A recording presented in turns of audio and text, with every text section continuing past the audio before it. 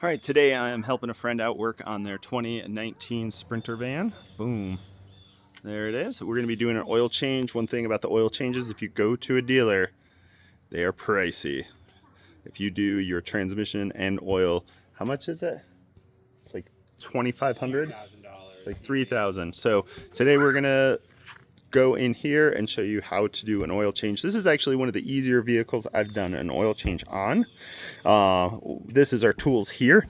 So one, you need a big enough oil pan. This thing holds around 14 liters. So big enough oil pan, some gloves, picks to get the seals on and off of the oil filter holder. We got a nice funnel there.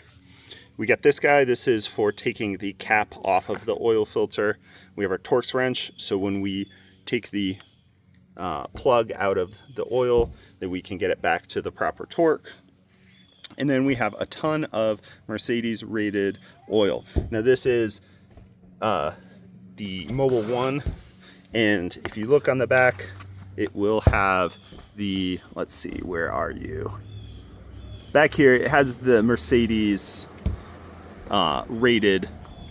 It's rated for the Mercedes, essentially. It's like the MB20 something rating. Yeah, there it is. There is your MB 29.31. So that's, you want to make sure you're changing it and it matches that code. Also, we're using this. The Mercedes dealership, or Mercedes, recommends you use only their oil, but you know, so use at your own risk. This is what we're putting in. So that was all the tools. Then we're going to jump into the engine bay and start taking this guy apart. We're going to fully remove this guy because we're doing other maintenance. You can just remove it and flip it over, and just to get it out of the way. Our oil filter is here. That's the cap of it there. So we got to get to that. As we go under the vehicle, our drain plug for our oil is right here. So super easy to get to, pretty straightforward. So I'm gonna start with the jumper post here. So if you need to jump your battery, that's what this is for. There is a clip that you push in down here. This guy pushes away from there to slide it up. Don't pull this way, it won't come out. So that guy comes off and just hangs there. Our next thing is this. So right there, there's that little plug, and you have to get that out of the way and pull it off. All right, we're gonna make a little bit more wiggle room to get this out and start removing this side of stuff. Now, you normally don't have to remove all this, but since we're gonna be going to the fuel filter in the next video, we're gonna just get this off so we can do everything. So we're gonna start by clipping a zip tie here and removing these sensors. So I'm gonna go ahead, this here, this is going to the mass airflow sensor. And so for this guy, if you pry right there and depress those, there's just a really firm seal on that to keep moisture out, and that'll pop off all the way from there. So depress both sides at the same time and give it a little help with a screwdriver. This is our next one. We're gonna pop this sensor off. So this guy, this slides out with a screwdriver, and then you press it down and pull, and that guy pops out. So we popped this off there, and now we're gonna pull this guy off. We're just gonna remove the hose. This is coming into the mass airflow sensor. And then our next part is just popping these. These are just rubber fittings. So this is like popping a champagne bottle. So it does take a bit of force to pop that out. Don't be afraid. Be careful if you do pry, don't pry on stuff that will break. And then there is a hook in the back here, so you just lift and pull to get it out. And we still have to do, oh, that guy popped out. So then this hose popped off here, and this is gonna reveal the top of the engine. Also, what's inside there is your air filter for your engine. So now we can get into this part. Later, we're gonna get into that. That's why we removed that, but we just need to get to the oil filter. So we got this guy off, and I just wanted to show these little guys are the hooks that the air box fits on there. And we got this clear. We can get to our oil filter here, and we're gonna go underneath. And now we are going to crack our oil plug. And so, righty tighty, lefty loosey. That's tight. Shit. I guess that's feel very. So then we heated up we let the engine get to running temp before doing this. So this oil is gonna come out hot. So be careful, we're gonna use the extension on here as we get close to pulling this guy out.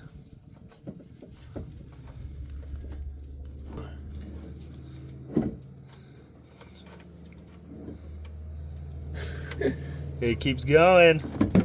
Yeah, oh. So there we go. We're gonna let that drain. So that's coming out. And here is our bolt and our crush washer there. That's a brass washer on there that helps seal it, but we'll let that drain there. All right, next up, we're gonna hit the top of the oil filter holder here with our special tool.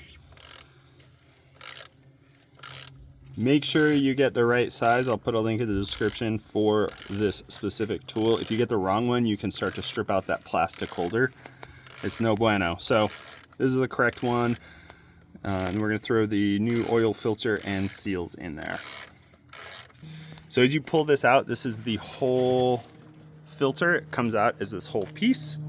And then what you're left with is just the reservoir there.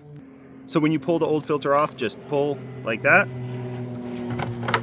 All right, so we got two seals on here. There's one, and you really have to make sure you get it onto the proper set of rings, because there's threads that come up to here, and then there's this gap, and then there's another gap. So make sure you're getting it into that there. So that's one seal, and we'll throw the new one on here. And then we got our new seal that we're gonna put on, and that goes right into that channel there. Our next one is this guy here, this little washer on the end. And we're gonna use our pick tool to get in there. Super useful to have the pick tool. Definitely recommend it. Oops. There we go.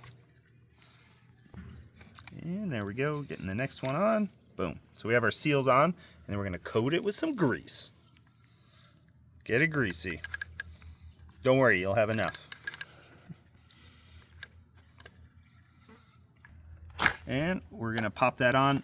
You do have to push firm and it pops into place. So we're all the way in there. All right, so we're gonna throw our filter back in here. We've put some oil on those seals. And that guy, just be careful on this first thread. Make sure that it is engaging, and you can take the tool off of it. Now these threads are firm when you first start going, but it should be smooth. You shouldn't have to crank on it, and you can see it's going on there, no problem.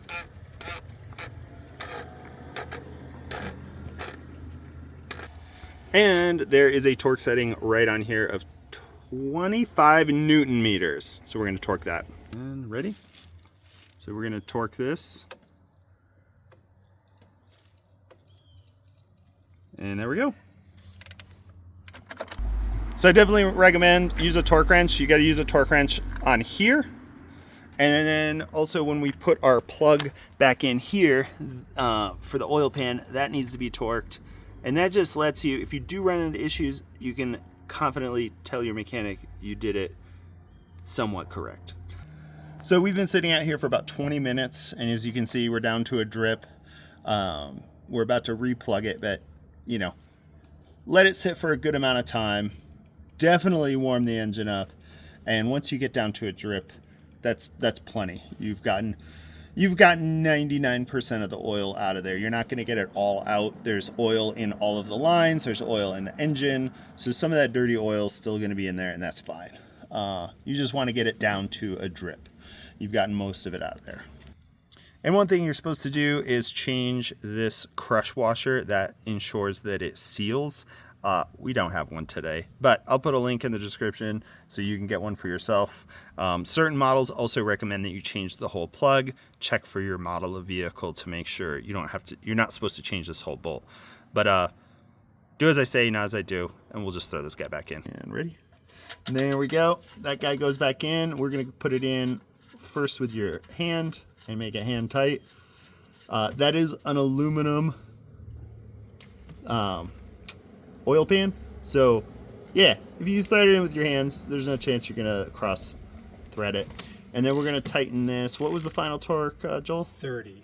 So 30 Newton meters. Yeah. I think that's about 22 foot-pounds. But also double check for your model.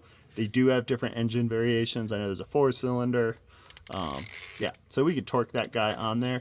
So we're gonna use our torque fitting and make sure we torque it to spec.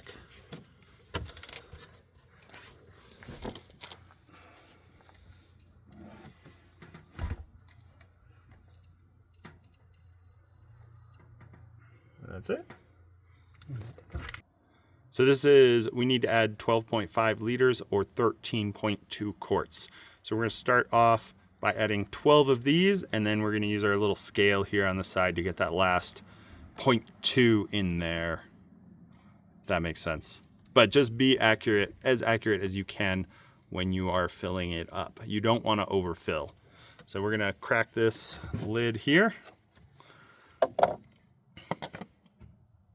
And one thing about pouring oil is make sure you don't have any foil or anything that can fall in, and pour from this side of the container so it doesn't glug. Which is a little funky at first, but then it comes out smooth.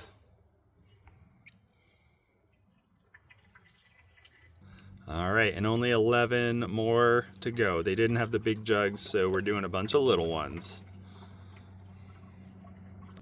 And an interesting thing about this is right down there is your dipstick tube, but they don't come with a dipstick. You have to buy a dipstick. I think the intention is that you use the interior, the oil level sensor in there. So just be accurate with how much oil you're putting in and triple check that you're either not overfilling it or underfilling it. There's like that sweet spot to hit. And you can overfill it, so that's why it's super important to get the amount correct.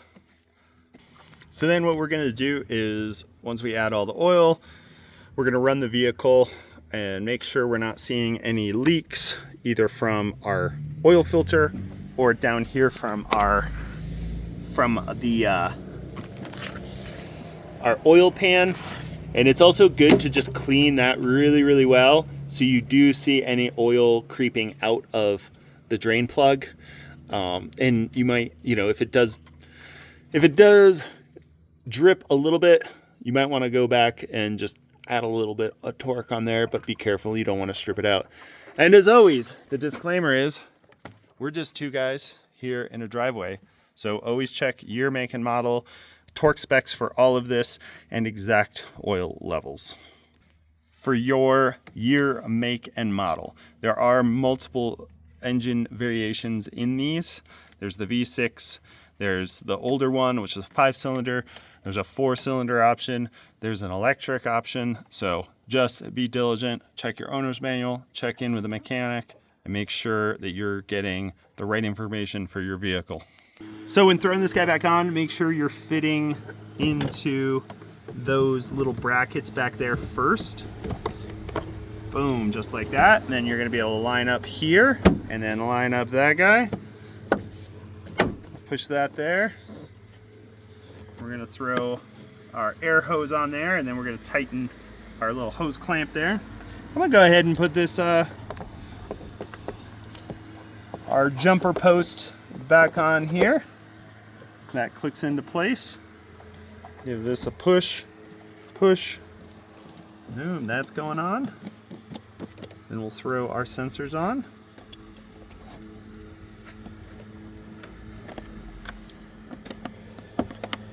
Click, click, and that is how you change the oil in a 2019 Sprinter van.